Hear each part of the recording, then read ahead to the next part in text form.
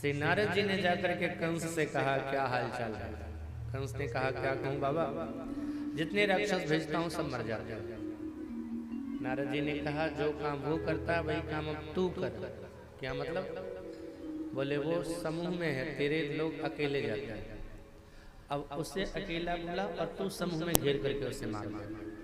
लेकिन हमारे यहाँ कैसे आएगा, यज्ञ कर लेना। धनुष यज्ञ करने का सुझाव दिया, धनुष यज्ञ का आयोजन किया गया। कौन जाएगा लाने? बोले अक्रूर को भेजता। अक्रूर से कंस ने कहा लेके आओ उन बालकों को, हम यहीं घेर के मारेंगे उसे।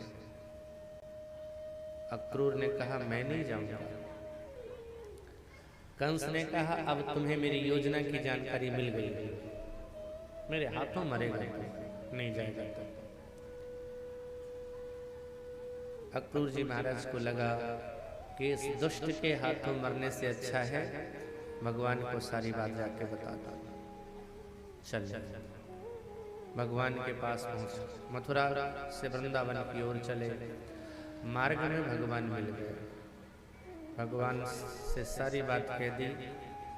भगवान ने कहा बाबा से और मैया से ये बात मत कहना, नहीं तो वो कभी जाने नहीं देंगे।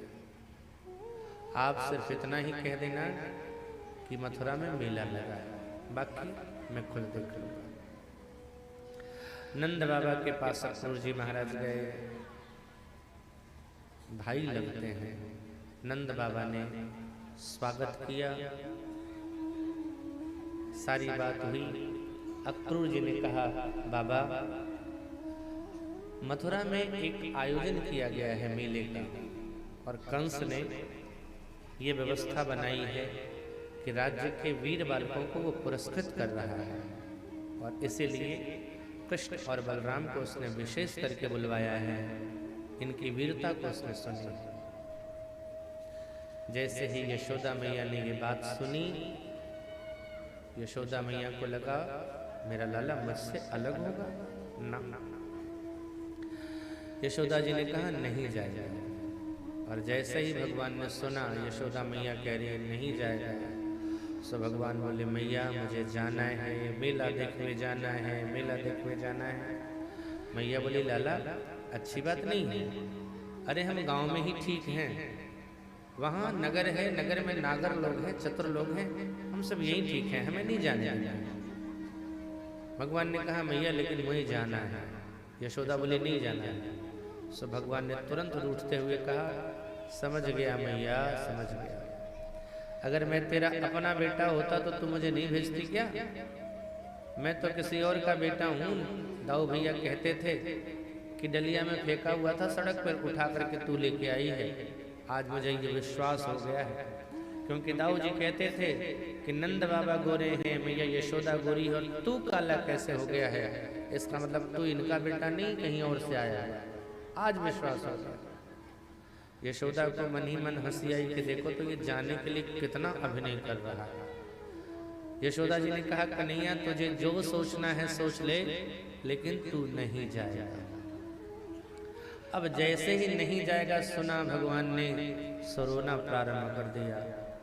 अब यशोदा को लगा कि अगर ये नहीं जाएगा तो ये रोएगा, और जाएगा तो मैं रोऊंगी।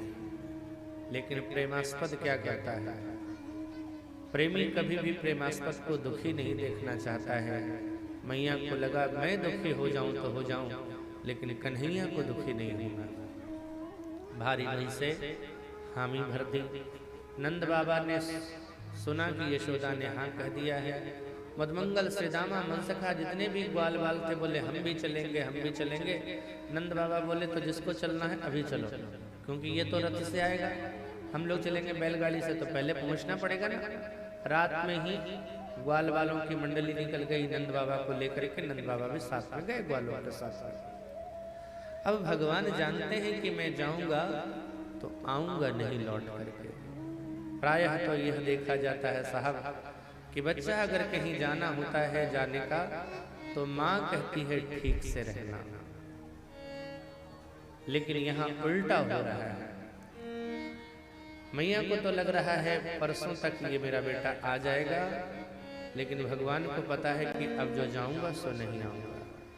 इसलिए भगवान ने माँ के आंखों के आंसुओं को पोंछा, उनकी गोद में बैठ गए और प्रेम से कहा, मैया से नीके रहियो यशोमती मैया, ओ मैया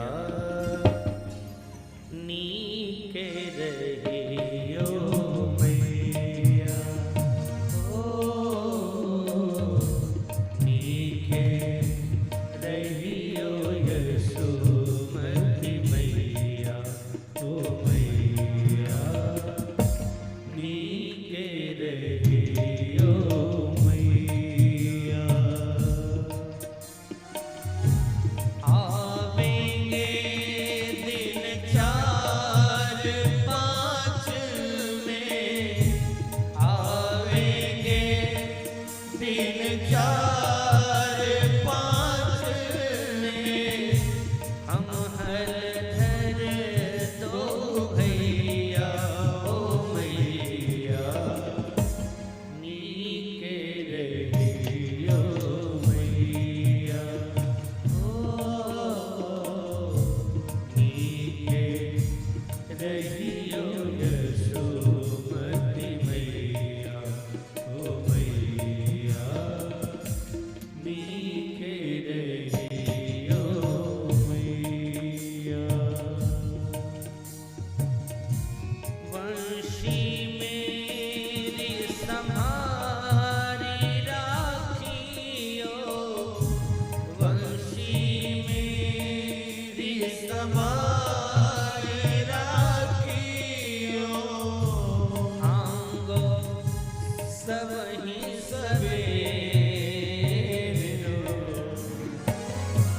मत ले जाए चुराए राधिका, मत ले जाए चुराए राधिका, कछुक खिलौना मेरो, ओ मैया नीके रहियो मैया, ओ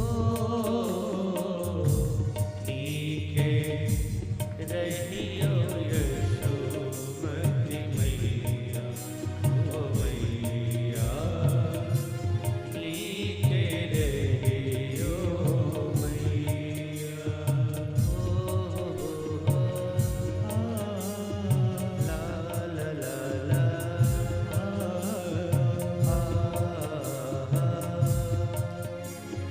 ला ला ला ला ला ला ला।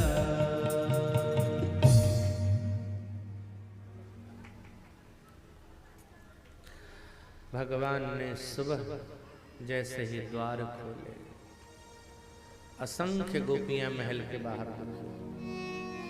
गोपियों को रात्रि में ही ये पता चल गया था अक्रूर आए हैं उन्हें लेने के लिए। किसी ने कहा विधाता के खेल भी बड़े विचित्र हैं, कमल से पैदा हुआ है ना, प्रवृत्ति भी वही है। कमल की स्थिति क्या है, आज खिला है कल मुरझा जाता है। ऐसे ही विधाता के खेल बड़े विचित्र है। अरे उसे वियोग देना ही था तो उससे मिलाया क्यों था कृष्ण से। एक बोली, इसका नाम अक्रूर किसने रखा, इसका नाम तो क्रूर होना चाहिए था, जो हमारे प्राण वल्लभ को हमसे दूर करने आया है। लेकिन हम जाने नहीं देंगे, हम रथ के आगे लेट जाएंगी, हम मर जाएंगे, लेकिन जाने नहीं देंगे। और सुबह जैसे ही भगवान ने द्वार खोला, गोपियां सामने खड़ी। भगवान की दृष्टि दूर गई। एक कदम के वृक्ष के नीचे से किशोरी जी सिर नीचे है, निगाहें नीची हैं, अपने पैर के नाखून से पृथ्वी को कुरेद रही हैं। भगवान सीधे से किशोरी जी के पास पहुंचे। हे किशोरी जी, आप तो समझो, वंशी वादन बहुत दिन हो गया, अब वेणुनाद के जगह शंखनाद का समय आ गया है। ये पृथ्वी का भार ज्यादा बढ़ गया है, उसे हल्का करना है। और आपको तो स्मरण होगा, श्रीदामा ने जो शाप दिया है आपको मुझसे 100 वर्ष वियोग का, उसे पूरा करने का भी समय आ गया है। आप तो सब किशोरी जी ने कुछ नहीं कहा। भगवान ने अपनी वंशी निकाली, काली कंबल निकाली, मयूर का पंख निकाला, श्री किशोर जी के हाथ में रख दिया। आज से मेरा प्रतीक यही रहेगा। साहब आज भी जो वल्लभाचार्य जी के पुष्टि मार्ग है ना, बस श्री किशोरी जी को मानते हैं और वही कंबल वंशी और मयूर का पंख उनके लिए कृष्ण है। गोपियों के पास आए, भगवान ने इतना ही कहा, त्वदीयाय कार्याय बद्धा खाती। गोपियों को लगा कि इसकी इच्छा है जाने की। अगर ये, हम तो समझ रही थी अक्रूर लेके जा रहा है, लेकिन ये जा रहा है, अगर हम इसे रोकेंगे तो ये दुखी होगा, लेकिन हम दुखी हो जाएं तो स्वीकार है, लेकिन कृष्ण को दुखी नहीं करना है। टकटकी लगा के खड़ी होकर के देखती रही। जब तक रथ दिखता रहा तब तक रथ देखती रही। रथ के बाद ध्वजा को देखती रही। ध्वजा भी आंखों से ओझल हो गया तो उड़ती हुई धूल को देखती रही, और उड़ती हुई धूल भी जब शांत हो गया तो सारी गोपियों ने रुदन प्रारंभ किया। साहब वृंदावन को किसकी नजर लग गई पता नहीं। जिस वृंदावन में कन्हैया की किलकारियां गूंजती रहती थी, उसके शरारतें होती थी, आज वो वृंदावन सुना हो गया। अब आएगा नहीं आएगा इसकी कोई गारंटी नहीं है। गोपियां स्तब्ध है। ऐसा लग रहा है जैसे उनके प्राण ही निकल करके जा रहे हैं। अक्रूर जी ने इस दृश्य को देखा, उन्हें लगा कि कहीं मैंने गलती तो नहीं कर दी इनको पहचानने में, क्योंकि इतना प्रेम ब्रह्म नहीं कर सकता किसी से। भगवान मुस्कुराने लगे, इन्हें अपना असली स्वरूप दिखाना होगा। स्नान के बहाने अपना स्वरूप यमुना जी में दर्शन करवाया।